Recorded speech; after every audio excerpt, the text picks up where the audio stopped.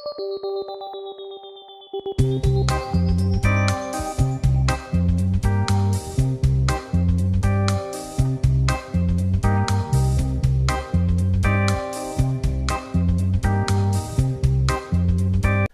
tout le monde, c'est Deluge et bienvenue dans cette nouvelle vidéo. On se retrouve enfin pour une vidéo en studio avec un studio temporaire ou je sais pas, vous allez voir quelques vidéos. Après je sais pas ce qui va en advenir, on verra bien sur le moment. Aujourd'hui vidéo sur la tech comme d'habitude et aujourd'hui on va parler de quand la tech a sauvé la vie de personnes à travers plusieurs histoires. Et plus précisément à partir de 9 histoires. J'espère que le son rendra bien parce que c'est que du micro-cravate, ce micro là est purement décoratif donc même s'il est loin ça change rien. Voilà, on teste le nouveau studio, je sais pas ce que ça va donner niveau son ou éclairage, je verrai bien au montage et dites-moi dans les commentaires vos retours par rapport à ça. Sur ce, on est parti pour la première histoire.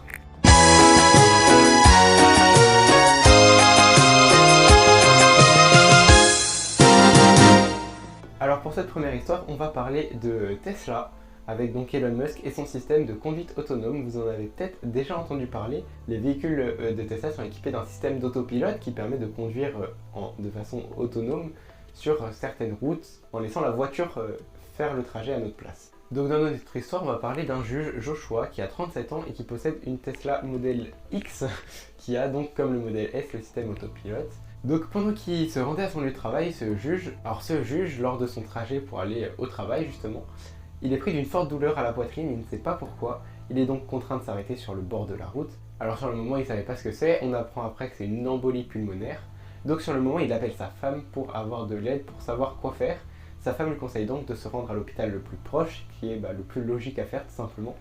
Donc il essaye de se remettre à conduire mais il en est incapable. La voiture qui va conduire elle-même sur une trentaine de kilomètres en voie rapide, qui va l'emmener jusqu'à la sortie de l'hôpital. C'est donc finalement la voiture qui va emmener ce juge jusqu'à l'hôpital. Alors il faut bien prendre en compte que là le centre hospitalier était à la sortie de la voie rapide, donc la voiture a pu y aller. Si ça aurait été plus loin en ville, qu'il aurait fallu faire de l'agglomération et tout ça, elle n'aurait pas pu parce que le système autopilote de Tesla reste pour le moment sur les voies rapides où il n'y a pas trop de circulation, pas trop de choses à analyser en même temps. Voilà pour la première histoire avec Tesla. On va passer à la deuxième où on va parler de Razer.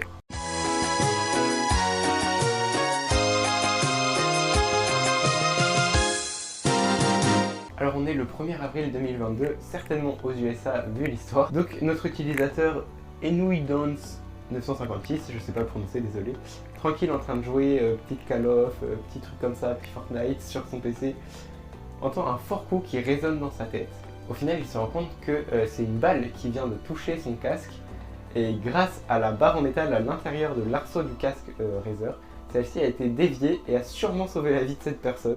Au moment où cet utilisateur a posté son histoire sur les réseaux, il s'estime très chanceux et cite « Si le casque n'était pas de bonne qualité, je serais mort à l'âge de 18 ans. Je ne peux même pas imaginer toute la douleur que ma famille et mes amis auraient endurée. » Il aura donc bien conscience de la gravité de la situation et de la chance qu'il a eue grâce à ce casque. Évidemment, Razer en a profité pour répondre quelque chose, on loupe pas un moment de se faire blague. Et donc c'est le PDG lui-même, Min Liang-tan, qui lui a envoyé un message directement pour lui dire qu'il était content qu'il soit en vie et que son casque lui ait permis ça. Voilà pour la deuxième histoire, on va passer sur la troisième.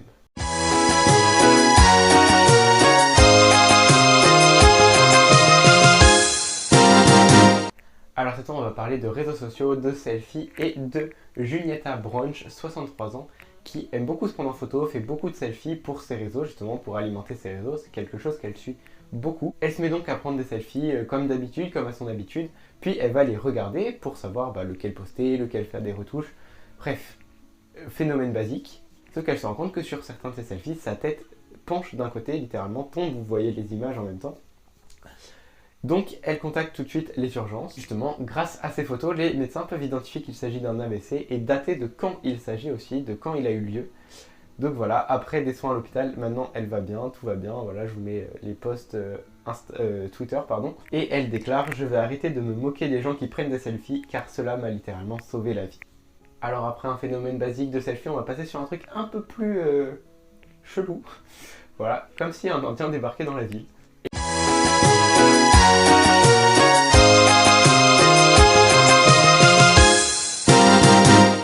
cette histoire se passe en Australie et c'est littéralement un iPhone qui a arrêté une flèche, voilà, d'un Indien.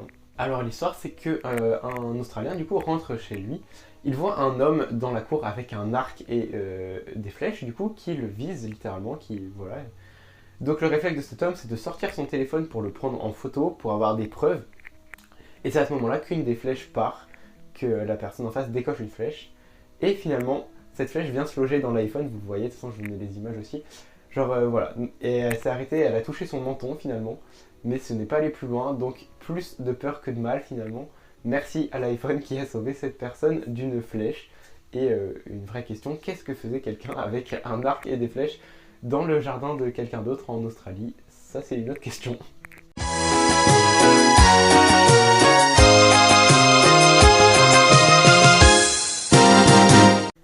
Alors, pour la quatrième, cinquième histoire, je sais pas si vous avez déjà entendu parler des Google Glasses, c'est quelque chose dont on n'entend plus beaucoup parler, mais on en a entendu pas mal parler à un moment. Je ferai peut-être une vidéo sur les lunettes connectées des différentes marques un jour, ça peut être drôle. Donc l'histoire se passe aux États-Unis, hein, comme souvent, par une nuit froide, aux urgences du Beth Israel Deaconess Medical Center. Je suis très nul en anglais. Un patient est admis pour une hémorragie cérébrale, il est en train d'être traité. Alors ce monsieur, il lui reste très peu de temps à vivre sur le moment où il est à l'hôpital malheureusement. Donc les médecins veulent lui prescrire des médicaments, sauf qu'il est allergique à un médicament, mais ils ne savent pas lequel de tête, ils ne connaissent pas les dossiers des patients de tête. Vu l'état, le docteur n'a pas le temps de faire un aller-retour à son bureau afin de regarder les fiches, regarder lequel peut pas, il n'a pas le temps.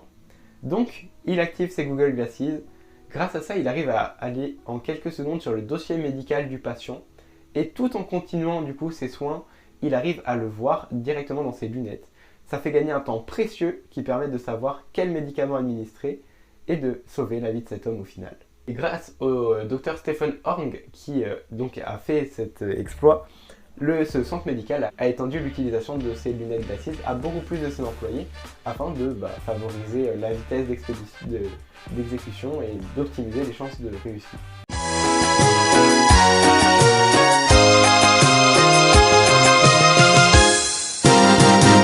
Alors pour l'histoire suivante, on va parler de montres connectées. Beaucoup en portent, dont moi, j'en ai une. Mais on les utilise souvent que pour les pas, le sport, mais on les exploite pas forcément au maximum. Souvent c'est du plaisir, c'est des petits trucs en plus pour les notifications, des trucs comme ça. Mais on oublie que ça peut sauver des vies à des moments. Donc ce médecin, Nitesh Chopra, il a une Apple Watch série 6, vous connaissez sûrement, hein, c'est les montres les plus connues, les Apple Watch. Un jour, il est tranquillement et ressent une douleur dans sa poitrine. Donc comme il est inquiet, il va utiliser la fonction ECG. Donc pour ceux qui ne connaissent pas, c'est l'électrocardiogramme des montres connectées qui nous permet de savoir nos battements par minute en temps réel. Donc après avoir effectué son ECG, il voit que la vitesse n'est pas normale. Du coup, il contacte un médecin. Et il a bien fait puisqu'on lui diagnostique une artère bouchée. Au final, il y a eu plus de peur que de mal parce qu'il a détecté vite, ça a pu être pris en charge vite et correctement. Donc finalement, tout s'est bien passé. Encore une fois, la victime prend la parole. Il nous dit « Quand j'étais aux urgences, ma femme et moi, nous cessions de comparer les données de nos Apple Watch avec le moniteur et ils étaient synchronisés. » Donc on voit la précision des Apple Watch et des certaines montres connectées haut de gamme, ou même milieu de gamme, qui sont très précises, même si c'est pas du matériel très haut de gamme. Ça reste précis et c'est synchronisé avec les ECG de l'hôpital. Et Tim Cook, le PDG d'Apple, a répondu à un message que lui avait envoyé la femme de cette personne. Je suis très heureux que vous ayez demandé une évaluation clinique et reçu les soins que vous cherchiez. Merci d'avoir partagé votre histoire avec nous. C'est donc une belle histoire qui finit bien grâce aux montres connectées.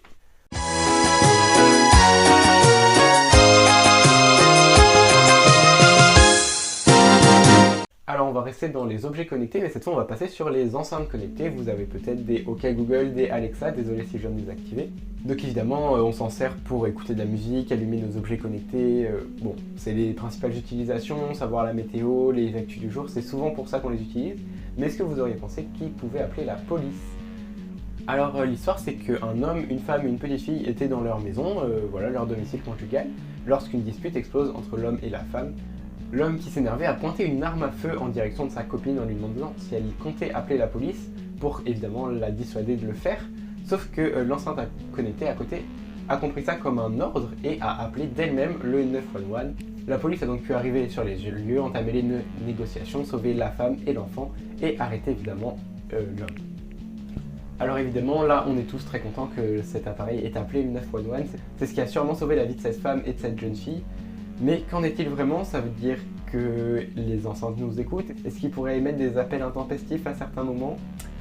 Il y a des vraies questions de vie privée qui se posent. Peut-être qu'un jour j'en ferai une vidéo, dites-moi si ça vous intéresse. En attendant, on va partir sur une autre histoire. Alors là, c'est pas tout à fait que ça sauve une vie, mais ça aide à résoudre une enquête policière qui n'avançait pas, qui tournait dans le vide. Et c'est grâce à une montre, encore une fois, mais cette fois c'est les bracelets connectés Fitbit. Alors,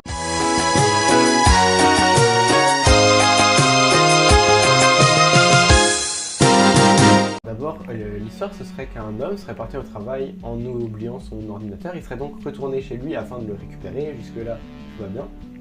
Lorsqu'il serait rentré chez lui, il serait tombé nez à nez avec un cambrioleur. Ils seraient donc battus tous les deux. Ce combat aurait entraîné la mort de la femme qui serait restée entre-temps, apparemment morte d'un coup de feu.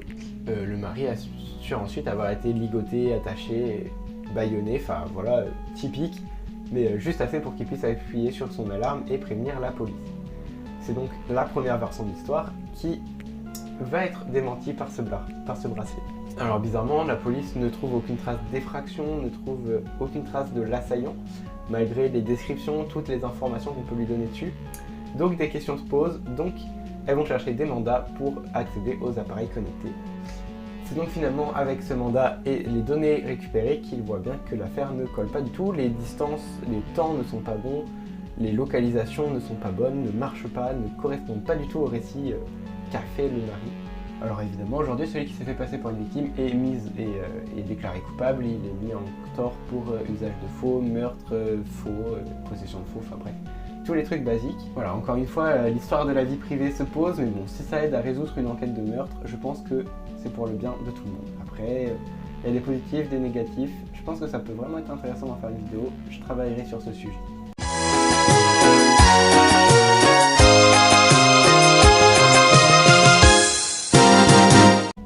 Et pour notre dernière histoire, on va parler d'un téléphone, on va parler d'un Nokia évidemment. Ces fameux téléphones dont on entend des blagues tous les jours sur leur solidité, leur résistance au choc, leur longévité. Et bah, c'est pas que des blagues. Alors le 20 juin dernier, un Taïwanais de 70 ans part en randonnée avec des amis. Il s'est malencontreusement retrouvé séparé de ses collègues à un moment donné et il finit par tomber dans un ravin. Pendant plusieurs jours, plus de 250 policiers quadrillent la zone nuit et jour, mais impossible de le retrouver. Le ravin est trop profond, trop caché, c'est impossible. Et c'est donc 5 jours plus tard, c'est-à-dire que la batterie du téléphone a quand même tenu 5 jours, c'est plus nos iPhones ou nos Samsung. 5 jours plus tard, le téléphone avait toujours de la batterie et grâce à ça, les autorités ont pu le localiser et lors d'une sonnerie de téléphone, on a pu entendre le son, ce qui a permis évidemment aux autorités et aux sauveteurs d'aller sur le point et de réussir à le ressortir de cette fameuse faille. Voilà, on a fait le tour des histoires que j'avais sélectionnées. Il y en a sûrement plein d'autres, même en faisant des recherches, je suis tombé sur d'autres, mais il y en a qui se ressemblent, donc j'essaie de prendre des trucs un peu différents avec un peu de tout, des téléphones, des casques, des voitures, un peu de tout. Si vous avez des histoires à raconter, n'hésitez pas dans les commentaires. Si vous voulez relire ces histoires, tous les liens que j'ai utilisés sont également dans la description. Je suis également en train de porter un projet sur le harcèlement, donc je vous mets un formulaire que vous pouvez compléter dans la description si vous avez été témoin de harcèlement ou si vous avez vécu. Voilà, si vous avez quelque chose à raconter dessus, ça peut être intéressant pour moi pour créer une mini-série contre ceci. C'est en cours de développement. Sur ce, j'espère que la vidéo vous a plu. N'hésitez pas à vous abonner à mes réseaux, rejoignez le Discord, c'est là qu'il y a les principales informations de la chaîne YouTube. On se retrouve en live ou dans la prochaine vidéo. La cloche, le bouton s'abonner, le like. Sur ce, c'était Déluge. Salut!